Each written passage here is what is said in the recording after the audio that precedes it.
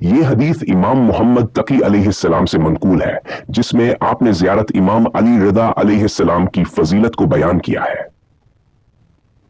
اس حدیث کی روشنی میں زیارت کے کئی اہم پہلو اور فوائد درج ذیل ہیں۔ زیارت کا مطلب اور مقصد۔ زیارت کا مطلب کسی مقدس مقام، شخصیت یا مزار پر حاضری دینا اور ان سے عقیدت کا اظہار کرنا ہے۔ زیارت کے ذریعے زائر اپنی محبت، ایمان اور عقیدت کو پیش کرتا ہے اور روحانی سکون حاصل کرتا ہے۔ امام رضا علیہ السلام کی زیارت کی اہمیت۔ امام علی رضا علیہ السلام 8ویں امام ہیں جو طوس، موجودہ مشہد ایران میں مدفون ہے۔ ان کی زیارت کو اسلام میں نہایت فضیلت دی گئی ہے اور اسے گناہوں کی معافی، روحانی پاکیزگی اور اللہ کی قربت کا ذریعہ قرار دیا گیا ہے۔ گناہوں کی معافی۔ حدیث میں واضح طور پر ذکر ہے کہ جو شخص اخلاص کے ساتھ امام رضا علیہ السلام کی زیارت کرے، گزشتہ گناہ معاف کر دیے جاتے ہیں۔ یہ اس بات کی علامت ہے کہ زیارت توبہ اور ندامت کی عملی شکل ہے۔ آئندہ گناہوں کی معافی کی ضمانت۔ یہ زائر کی زندگی میں مثبت تبدیلی اور اللہ کی رحمت کا مظہر ہے۔ زیارت کی روحانی برکتیں۔ زیارت گناہوں کے بوجھ سے نجات اور دل کو سکون فراہم کرتی ہے۔ زائر کو امام کے اخلاقی اور روحانی کردار سے سبق حاصل کرنے کا موقع ملتا ہے۔ زیارت زائر کو اللہ کے ساتھ تعلق مضبوط کرنے اور دین کی طرف لوٹنے کی تحریک دیتی ہے۔ حدیث کے مفہوم کی وسعت۔ اس حدیث کے ذریعے امام محمد تقی علیہ السلام نے زیارت کی اہمیت کو صرف رسمی عمل کے بجائے ایک روحانی تجربہ قرار دیا۔ زیارت کے دوران زائر کا اخلاص اور نیت اہم ہے۔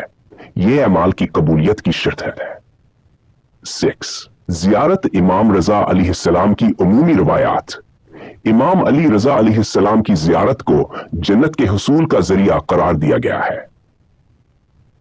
مشہد مقدس میں امام رضا علیہ السلام کے روضے پر کثرت سے زائرین حاضری دیتے ہیں، جہاں دعائیں قبول ہونے اور گناہوں کی معافی کی امید کی جاتی ہے۔ زیارت کا طریقہ۔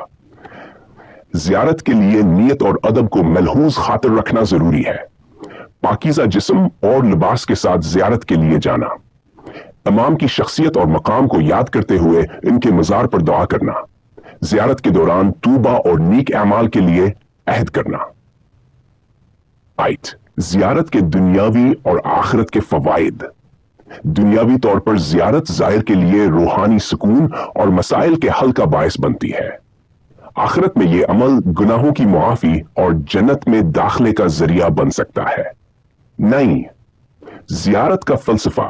زیارت کا اصل مقصد دل کو پاکیزگی عطا کرنا، گناہوں سے دوری اختیار کرنا اور اللہ کی راہ میں استقامت پیدا کرنا ہے۔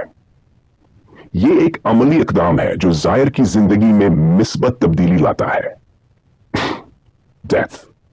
زیارت کے اثرات سوقت ظاہر ہوتے ہیں جب زائر کے دل میں اخلاص، عاجزی اور اللہ کی رضا کے طلب ہو۔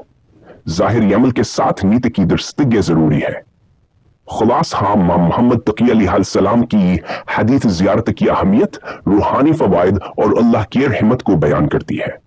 امام رضا علیہ السلام کے زیارت نہ صرف گناہوں کی معافی کا ذریعہ ہے، بلکہ زائر کے لیے روحانیت، رقیہ اور ایمان کی جدید کا موقع بھی فراہم کرتی ہے۔ زیارت کے عمل کو اخلاص کے ساتھ انجام دینے سے انسان دنیا اور آخرت میں کامیاب ہو سکتا ہے۔